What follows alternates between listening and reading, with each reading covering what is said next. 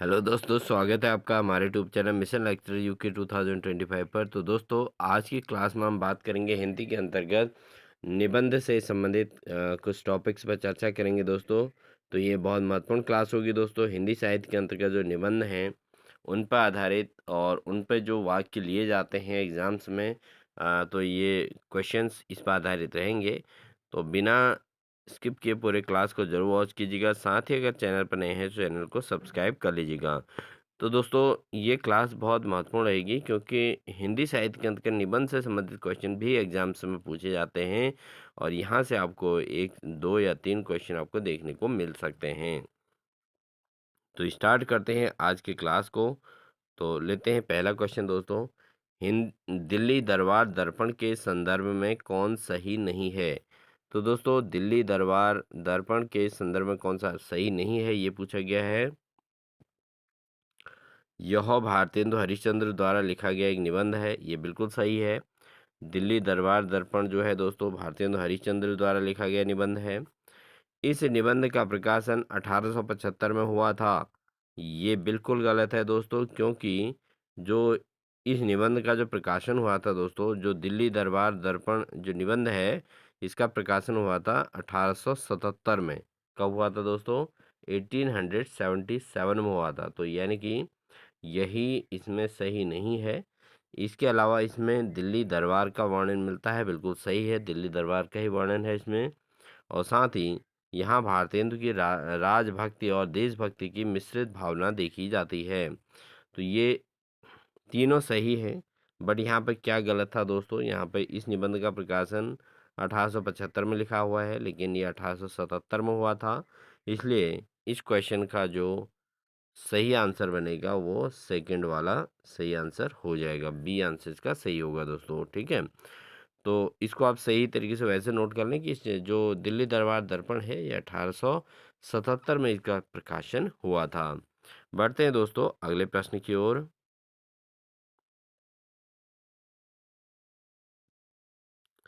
अगला प्रश्न है दोस्तों, हिंदी के अंतर्गत ही दिल्ली दरबार दर्पण में दरबार नगर से कितनी दूर लगा था? तो दोस्तों, ये तो आपको पता है कि दिल्ली दरबार दर्पण जो है भारतेंदु हरिश्चंद्र द्वारा रचित है, लिखित है, निबंध है ये दिल्ली दरबार दर्पण।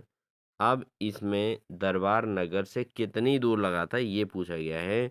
तो दिल्ली दरबार दर्पण में जो दरबार लगा था वो नगर से 5 मील दूर लगा था।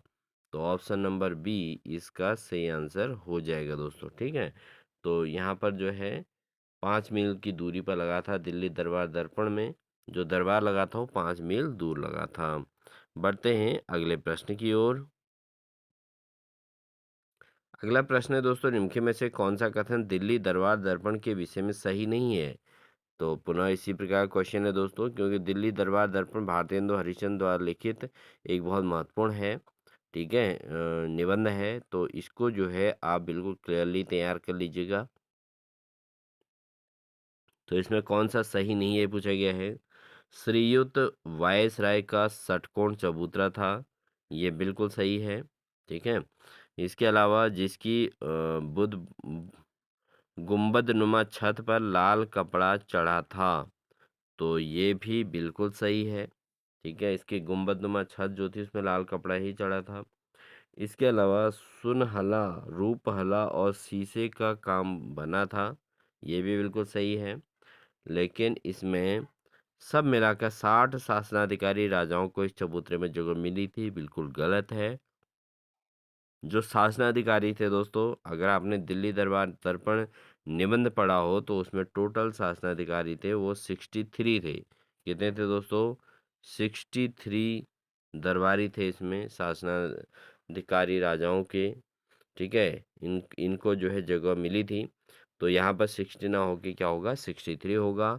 इसलिए ऑप्शन नंबर डी इसका गलत हो जाएगा। बढ़ते हैं अगले प्रश्न की ओर। अगला प्रश्न है दोस्तों, निम्न में से कौन सा कथन दिल्ली दरबार दर्पण के विषय में सही नहीं है? तो इसमें से कौन सा सही नहीं है ये बताना है। तो 3 आंसर इसमें सही होंगे जो आपको निबंध की पूरी जानकारी अपडेट कराते हैं। तो दिल्ली दरबार दर्पण के विषय में कौन सा सही नहीं है पूछा गया है। अगर हम बात करें सन 1858 में ईस्वी की 1 नवंबर को श्रीमती महारानी की ओर से एक इश्तिहार जारी हुआ था। ये बिल्कुल सही है, जिसमें हिंदुस्तान के रईसों और प्रजा को श्रीमती की कृपा का विश्वास कराया गया था। ये भी बिल्कुल सही है। इसके अलावा अगर हम नेक्स्ट ऑप्शन पे जाएँ तो जिसको उस दिन से आज तक वे लोग राज संबंधी बातों में बड़ा अनमोल प्रमाण समझते हैं, ये भी बिल्कुल सही है। सन 1857 ईस्वी की 1 नवंबर को श्रीमती महारानी की ओर से एक इश्तिहार जारी हुआ था। तो ये बिल्कुल रॉन्ग है दोस्तों, ये 1857 को नहीं हुआ था, ठीक है? क्योंकि जो महारानी के द्वारा इश्तिहार जारी हुआ था दोस्तों, वो हुआ था 1858 को। ठीक है?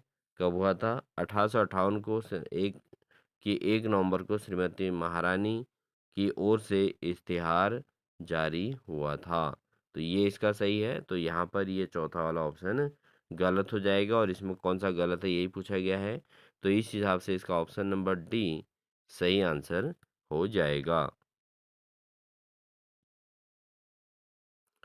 अगला प्रश्न है दोस्तों, हे हिंदुस्तान की सेना के अंग्रेजी और देसी अफसर और सिपाहियों, आप लोगों ने भारी भारी काम बहादुरी के साथ लड़ भिड़ कर सब अवसरों पर किए और इस प्रकार श्रीमती की सेना की युद्ध कीर्ति को थामे रहे। उसका श्रीमती अभियान के साथ स्मरण करती हैं। यह कथन किस निबंध का अंश है? तो दोस्तों ये जो कथन है, हे हिंदुस्तान की सेना के अंग्रेजों, देशी अफसर और सिपाहियों, आप लोगों ने भारी भारी काम बहादुरी के साथ लड़ भिड़ कर सब अवसरों पर किए और इस प्रकार श्रीमती की सेना की युद्ध कीर्ति को थामे रहे। उसका श्रीमती अभियान के साथ स्मरण करती हैं। यह कथन निबंध का किस निबंध का अंश है दोस्तों? तो ये जो अंश है इसकी अगर हम बात करें दोस्तों, ये है आपका दिल्ली दरबार दर्पण। ठीक है, किससे संबंधित है ये? दिल्ली दरबार दर्पण नामक निबंध का अंश है। इसके अलावा इसमें जो ऑप्शन दिए गए थे, भारतवर्ष की उन्नति कैसे हो सकती है, ये नहीं। शिव मूर्ति का भी नहीं है, बादशाह दर्पण का भी नहीं है ये दिल्ली दरबार दर्पण के अंतर्गत अंग्रेजों और देशी अफसरों को चिन्हित करते हुए ये बात कही गई थी कि आपने जो है बहादुरी के साथ लड़ भिड़ कर सब अवसरों पर जो बहादुरी के काम किए हैं और युद्ध कीर्ति को थामे रहे। तो ये जो है दिल्ली दरबार दर्पण के अंतर्गत कहा गया है। बढ़ेंगे दोस्तों अगले प्रश्न की ओर। अगला प्रश्न है, दिल्ली दरबार दर्पण निबंध में भारतेंदु ने किस ब्रिटिश सम्राट का उल्लेख किया है? तो दिल्ली दरबार दर्पण निबंध में जो भारतेंदु ने ब्रिटिश सम्राट सम्राट का उल्लेख किया है वह है प्रिंस ऑफ वेल्स। तो प्रिंस ऑफ वेल्स का इन्होंने जो है दिल्ली दरबार दर्पण निबंध में भारतेंदु ने प्रिंस ऑफ वेल्स का उल्लेख किया है, इसलिए ऑप्शन नंबर ए इसका सही आंसर हो जाएगा। तो दिल्ली दरबार दर्पण निबंध में प्रिंस ऑफ वेल्स का जो है जिक्र किया गया है। ये एक ब्रिटिश सम्राट रहे हैं। तो ऑप्शन नंबर ए इसका सही आंसर हो जाएगा। अगला प्रश्न है दोस्तों, हे हिंदुस्तानी लोग, आप चाहे जिस जाति या मत के हों, यह निश्चय रखिए कि आप इस देश के प्रबंध में योग्यता के अनुसार अंग्रेजों के साथ भली भांति काम पाने के योग्य हैं और ऐसा होना पूरा न्याय भी है। और इंग्लिस्तान और हिंदुस्तान के बड़े राजनीति जानने वाले लोग और महारानी की जायसी पार्लियामेंट व्यवस्थाओं ने बार बार इस बात को स्वीकार भी किया है। इस अंश के लेखक कौन हैं? ठीक है, तो इस अंश के लेखक कौन हैं दोस्तों? अगर हम बात करें तो इस अंश का लेखन जो किया गया है दोस्तों, वो किया गया है भारतेंदु के द्वारा। किसके द्वारा? भारतेंदु द्वारा लिखित ये निबंध के अंतर्गत ये वाक्य हैं दोस्तों। वाक्य क्या है? एक बार पुनः रिवीजन कर लेते हैं। हे हिंदुस्तानी लोग, ठीक है? हे हिंदुस्तानी लोग, आप चाहे जिस जाति या मत के हों, यह निश्चय रखें कि आप इस देश के प्रबंध में योग्यता के अनुसार अंग्रेजों के साथ भली भांति काम करने योग्य हैं और ऐसा होना पूरा न्याय भी है। और इंग्लिस्तान तथा हिंदुस्तान के बड़े राजनीति जानने वाले लोग और महारानी की राजसी पार्लियामेंट व्यवस्थापकों ने बार-बार इस बात को स्वीकार किया है। इस अंश के लेखक कौन हैं? तो इस अंश के लेखक हैं दोस्तों भारतेंदु। कौन हैं? भारतेंदु ने ये अंश लिखा है दोस्तों, तो इसलिए ऑप्शन नंबर ए इसका सही आंसर हो जाएगा। अगला प्रश्न है भारतवर्ष की उन्नति कैसे हो सकती है के संदर्भ में कौन सा कथन सही नहीं है। तो भारतवर्ष की उन्नति कैसे हो सकती है इसके संदर्भ में कौन सा कथन सही नहीं है। पहला है इसका प्रकाशन 3 दिसंबर 1884 को हुआ था, बिल्कुल सही है। भारतवर्ष की उन्नति कैसे हो सकती है, ये निबंध जो है ये जो है इसका प्रकाशन 3 दिसंबर 1884 को हुआ था। इस निबंध में भारतेंदु भारतीय अतीत के गौरव, वर्तमान की पीड़ाएं और भविष्य के स्वप्न को रेखांकित करते हैं। ये भी बिल्कुल सही है। अगला है इस निबंध में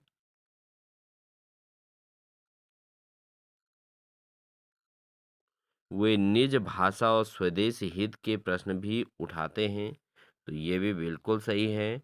अगला है यहाँ भारतेंदु की राजभक्ति और देशभक्ति की मिश्रित भावना देखी जाती है, तो ये इसमें जो है कथन सही नहीं है।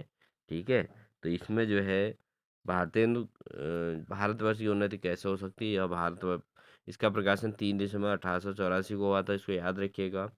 इस निबंध में भारतेंदु अतीत के गौरव, वर्तमान की पीड़ा और भविष्य के स्वप्न को रेखांकित करते हैं। ठीक है, तो इसमें कोई राजनीतिक और देशभक्ति की मिश्रित भावना देखने को नहीं मिलती। इसमें जो है भारतीय अतीत की बात और गौरव की वर्तमान समय में पीड़ाएं हैं और भविष्य के जो स्वप्न हैं इनको रेखांकित किया गया है। ठीक है, तो फर्स्ट, सेकंड और थर्ड तीनों ऑप्शन इसमें सही हैं, बट अगर हम यहाँ पर सही नहीं है पूछा गया है, इसलिए ऑप्शन नंबर डी इसका सही आंसर नहीं है। बढ़ते हैं दोस्तों अगले प्रश्न की ओर। अगला प्रश्न है दोस्तों भारतवर्ष की उन्नति कैसे हो सकती है को भाषण के रूप में भारतेंदु ने निम्नलिखित में से किस जगह दिया था। तो भारतवर्ष की उन्नति कैसे हो सकती है इसमें जो भाषण के रूप में भारतेंदु ने किस जगह पर इसका भाषण दिया था। तो वाराणसी, गाजीपुर, बलिया या छपरा। तो दोस्तों ये जो भारत की उन्नति कैसे हो सकती है, ये जो भाषण के रूप में दिया था दोस्तों, ये दिया था बलिया में। ठीक है, भारतेंदु ने बलिया में ये भाषण के रूप में इसको उजागर किया था और निबंध के रूप में इसको फिर प्रकाशित किया था। तो ऑप्शन नंबर सी इसका सही आंसर हो जाएगा। और ये जो है भारतेंदु ने इसे भाषण के रूप में बलिया में दिया था। बलिया, ऑप्शन नंबर सी इसका सही आंसर हो जाएगा दोस्तों। अगला प्रश्न है दोस्तों आज बड़े ही आनंद का दिन है कि इस छोटे से नगर, ठीक है, जिसमें इतने मनुष्यों को बड़े उत्साह से एक स्थान पर देखते हैं, रिक्त स्थान में भारतेंदु किस जगह का उल्लेख किया है। तो दोस्तों यहाँ पर भारतेंदु ने जो भाषण दिया था वो बलिया में दिया था, इसलिए इसका सही आंसर भी बलिया ही होगा। ठीक है, आज भारतेंदु ने कहा आज बड़े ही आनंद का दिन है कि इस छोटे से नगर बलिया में इतने मनुष्यों को बड़े उत्साह से एक स्थान पर देखते हैं, तो यहाँ पर जो है बलिया का उल्लेख किया गया है। बढ़ते हैं अगले प्रश्न में। अगला प्रश्न है दोस्तों भारतवर्ष की उन्नति कैसे हो सकती है के संदर्भ में भारतेंदु जी के सही कथन क्या हैं। ठीक है, तो अब इसमें जो कहा गया है भारतवर्ष की उन्नति कैसे हो सकती है, इसमें जो भारतेंदु जी ने जो सही कथन है वो कौन सा है। जहाँ रावर्स साहब बहादुर जैसे कलेक्टर हों वहाँ क्यों ना ऐसा समाज हो। ठीक है, ये भारतेंदु जी का कथन है। ठीक है, भारतवर्ष की उन्नति कैसे हो इसके अंतर्गत इन्होंने कहा है, ये बिल्कुल सही है। जिस देश और काल में ईश्वर ने अकबर को उत्पन्न किया था, ये भी बिल्कुल सही है। अगला है उसी में अबुल फजल, बीरबल, टोडरमल को भी उन उत्पन्न किया। यहाँ रावट साहब अकबर हैं और मुंशी चतुर्भुज सहाय मुंशी बिहारी लाल साहब आदि अबुल फजल और टोडरमल हैं। तो ये भी बिल्कुल सही है। तो ये उपयुक्त तो सभी इसके सही आंसर हो जाएंगे। ये भारतवर्ष की उन्नति कैसे हो इसमें जो है ये तीनों वाक्य सही हैं दोस्तों। तो इसलिए इसका ऑप्शन नंबर डी बिल्कुल सही हो जाएगा, उपयुक्त सभी। ठीक है? बढ़ते हैं अगले प्रश्न में। अगला प्रश्न है दोस्तों, हमारे हिंदुस्तानी लोग तो डॉट डॉट डॉट दिया गया है यहाँ पे और गाड़ी हैं। रिक्त स्थान में भारतेंदु जी ने किस गाड़ी की बात की है? तो दोस्तों हमारे हिंदुस्तानी लोगों की बात कही गई है, इनकी मिलजुल कर चलने की बात कही गई है। तो यहाँ पर अगर बात करें हम हमारे हिंदुस्तानी लोग तो किस प्रकार की गाड़ी हैं? बैलगाड़ी, घोड़ा गाड़ी, रेल की गाड़ी या इनमें से कोई नहीं। तो दोस्तों इसका ऑप्शन जो है सी सही हो जाएगा, क्योंकि ये भारतेंदु जी कहना चाहते हैं कि हमारे हिंदुस्तानी लोग रेल की गाड़ी के समान हैं, क्योंकि जो मिल-जुल कर चलने की बात कही गई है। तो ऑप्शन नंबर सी इसका सही आंसर हो जाएगा। अगला प्रश्न है दोस्तों, यद्यपि फर्स्ट क्लास, सेकंड क्लास आदि गाड़ी बहुत अच्छी-अच्छी और बड़े-बड़े महसूल की इस ट्रेन में लगी हैं, पर बिना इंजन के ये सब नहीं चल सकती। वैसे ही हिंदुस्तानी लोगों को कोई चलाने वाला हो तो ये क्या नहीं कर सकते? तो इस अंश का आशय क्या है? तो दोस्तों यहाँ पर जो बात कही गई है भारतेंदु के द्वारा कि जो फर्स्ट क्लास सेकंड क्लास जो गाड़ी के जो डिब्बे बने हैं या जो गाड़ी हैं ये बहुत अच्छे-अच्छे और अच्छे महसूस होती हैं, अच्छे ट्रेन हैं। लेकिन जब अगर बिना इंजन की बात करें तो इनका चलना भी मुश्किल है। तो ये बात भारतेंदु ने कही। तो इसी प्रकार उन्होंने कहा कि अगर हिंदुस्तानी लोगों को भी कोई अच्छे से ऑपरेट करने वाला हो या इनको मार्गदर्शन करने वाला हो, तो वो क्या-क्या नहीं कर सकते। ठीक है? तो इसमें भारतेंदु जी ने हिंदुस्तानी लोगों की किस प्रकार से ट्रीट किया है उनको, यानी कि उनके ताकत का प्रदर्शन किया है या उनको आलसी, कामचोर क्या घोषित किया है या उनकी क्षमता बताई है। तो यहाँ पर जो ऑप्शन दिए हैं दोस्तों, वो क्या हैं? देखिए, हिंदुस्तानी लोग ताकतवर होते हैं, एक तो ये कहा है। ठीक है? ये दिया है हिंदुस्तानी लोग आलसी होते हैं, ये भी दिया है। हिंदुस्तानी लोग कामचोर होते हैं, ये भी बिल्कुल गलत। हिंदुस्तानी लोगों की क्षमता को याद दिलाना पड़ता है। तो यहाँ पर ऐसा नहीं कि ऑपरेट करने की ज़रूरत ही है। वो ये कहना चाहते हैं कि हिंदुस्तानी लोगों को ऑपरेट करने वाला अगर मिल जाए, यानी कोई ऐसा व्यक्ति है जो उनकी उनकी क्षमता की याद दिला दे, तो हिंदुस्तानी लोग भी क्या-क्या नहीं कर सकते हैं। तो हिंदुस्तानी लोगों की क्षमता को याद दिलाना पड़ता है, ये इसके अंतर्गत कहा गया है। बढ़ते हैं दोस्तों अगले प्रश्न की ओर। अगला प्रश्न है दोस्तों, यह समय ऐसा है कि उन्नति की मानो घुड़दौड़ हो रही है।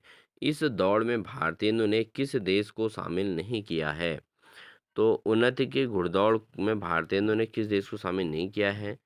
तो अमेरिका को किया है, अंग्रेज को किया है, तुर्की को किया है, लेकिन इस दौड़ में भारतेंदु ने हिंदुस्तानी को शामिल नहीं किया है। तो ऑप्शन नंबर डी इसका सही आंसर हो जाएगा। अगला प्रश्न है, इनको औरों को जाने दीजिए। जापानी टट्टुओं को हाँफते हुए दौड़ते देखकर भी लाज नहीं आती। यह अंश किसको संबोधित है? तो यहाँ पर दिया गया है कि इनको औरों की जाने दीजिए। जापानी टट्टुओं को हाँफते हुए दौड़ते देखकर भी लाज नहीं आती। यह अंश किसको संबोधित करता है? तो अगर हम इसकी बात करें तो दोस्तों ये जो है हिंदुस्तान को संबोधित करता है। तो ऑप्शन नंबर डी इसका सही आंसर हो जाएगा। अगला प्रश्न है, यहाँ वहाँ के लोग गप ही में देश के प्रबंध छाँटते हैं, यह कथन किसका है? तो वहाँ के लोग गप ही में देश के प्रबंध छाँटते हैं, यह कथन किसका है? ऑप्शन है भारतेंदु, रामचंद्र शुक्ल, पूर्ण सिंह या प्रेमचंद। तो ये जो है दोस्तों किसका कथन है? ये है भारतेंदु का। किसका? भारतेंदु का कथन है दोस्तों कि वहाँ के लोग गप ही में देश के प्रबंध छाँटते हैं। ये भारतेंदु ने कहा था। तो ऑप्शन नंबर ए इसका सही आंसर हो जाएगा। अगला प्रश्न है दोस्तों, अजगर करे न चाकरी, पंछी करे न काम, दास मलुका कहे गए सबके दाता राम। इसका आशय किस भाव को प्रकट करता है? तो अजगर करे न चाकरी, पंछी करे न काम, दास मलुका कह गए सबके दाता राम। इसका आशय किस भाव को प्रकट करता है दोस्तों? ये करता है आलस और निष्क्रियता को। किसको प्रदर्शित करता है? आलस और निष्क्रियता को प्रदर्शित करता है दोस्तों। अजगर करे न चाकरी, पंछी करे न काम, दास मलूका कही गए, सबके दाता राम। तो ऑप्शन नंबर बी इसका सही आंसर हो जाएगा। बढ़ते हैं अगले प्रश्न की ओर। अगला प्रश्न है दोस्तों, दरिद्र कुटुंब इसी तरह अपनी इज्जत को बचाता फिरता है जैसे लाजवंती कुल की बहू फटे कपड़ों में अपने अंग को छिपाए जाती है। भारतेंदु ने इसमें किसकी दशा को प्रस्तुत किया है? तो यहाँ पर जो है दरिद्र कुटुंब इसी तरह अपनी इज्जत को बचाता फिरता है जैसे लाजवंती कुल की बहू फटे कपड़ों में अपने अंग को छिपाई जाती है। भारतेंदु ने इसमें किसकी दशा को प्रस्तुत किया है दोस्तों? इसमें किया है एक हिंदुस्तानी की स्थिति को प्रदर्शित किया गया है भारतेंदु के द्वारा। तो ऑप्शन नंबर ए इसका बिल्कुल सही आंसर हो जाएगा। ठीक है, बढ़ेंगे अगले प्रश्न की ओर। अगला प्रश्न है, भाइयों राजा महाराजों का मुंह मत देखो, मत यह आशा रखो कि पंडित जी कथा में कोई ऐसा उपाय भी बतलाएंगे कि देश का रुपया और बुद्धि बढ़े। तुम आप ही कमर कसो, आलस छोड़ो, कब तक अपने को जंगली एवं मूर्ख बोधे डरपोक ने पुकरवाओगे। दौड़ो इस घोड़ दौड़ में, जो पीछे पड़े तो फिर वही ठिकाना नहीं, फिर कहीं ठिकाना नहीं। ये अंश किस निबंध का है? ठीक है, तो अगर ये बात कहें तो ये जो लिया गया है दोस्तों, ये लिया गया है भारतवर्ष की उन्नति कैसे हो, इससे ये लिया गया है ये वाक्य। ठीक है, तो ये जो है भारतवर्ष की उन्नति से संबंधित है कि राजा महाराजों के मुंह मत देखो, मत यह आशा रखो कि पंडित जी कथा में कोई ऐसा उपाय भी बतलाएंगे कि देश का रुपया और बुद्धि बढ़े। तुम आप में कमर कसो और आलस छोड़ो और आगे बढ़ो, ये बात इसके अंतर्गत कही गई है। तो भारत की उन्नति कैसे हो, ये निबंध काफ़ी जो है वीर रस से ओतप्रोत है। और जो है देश की जो प्रजा है, देश की जो जनता है, यानी कि हिंदुस्तानी लोगों को एक आलस छोड़ने और उनको जो है ताकतवर बनाने की, उनकी हिम्मत को बढ़ाने वाला ये निबंध है दोस्तों। अगर इसको आप पढ़ सकें तो ज़रूर पढ़िएगा। तो ऑप्शन नंबर ए इसका बिल्कुल सही आंसर हो जाएगा। अगला प्रश्न है दोस्तों, अब की नहीं, इस समय में सरकार का राज्य पाकर और उन्नति का इतना सामान पाकर भी तुम लोग अपने को न सुधारो तो तुम ही रहो, और वह सुधरना भी ऐसा होना चाहिए कि सब बात में उन्नति हो। भारतेंदु ने इसमें किस विषय की तरफ संकेत नहीं किया है? तो यहाँ पर किस विषय की ओर संकेत नहीं किया गया है, कहा गया है क्योंकि अब की नहीं, इस समय में सरकार का राज्य पाकर और उन्नति का इतना सामान पाकर भी तुम लोग अपने को न सुधारो तो तुम ही रहो, और वह सुधरना सुधारना भी ऐसा होना चाहिए कि सब बात में उन्नति हो। तो इसमें किस ओर संकेत किया गया है?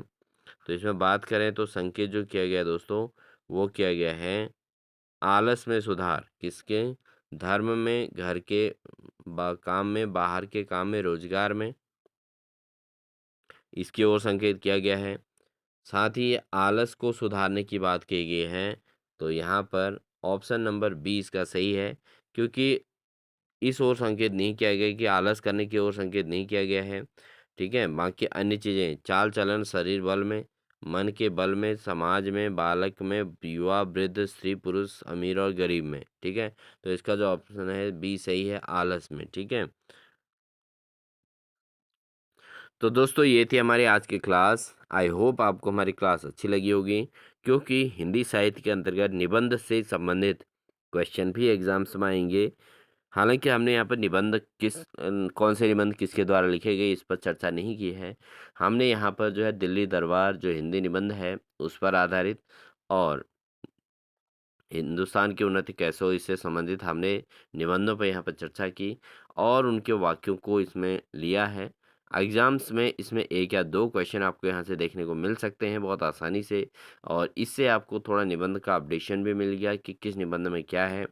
आई होप आपको क्लास अच्छी लगी होगी। क्लास अच्छी लगी तो वीडियो को लाइक कीजिएगा, चैनल पर नए हैं तो चैनल को सब्सक्राइब कर लीजिएगा, साथ ही अपने दोस्तों को शेयर भी ज़रूर कीजिएगा। मिलते हैं आपको एक अन्य बेहतरीन क्लास के साथ, तब तक के लिए अपना ध्यान रखिए। Wish you all the best.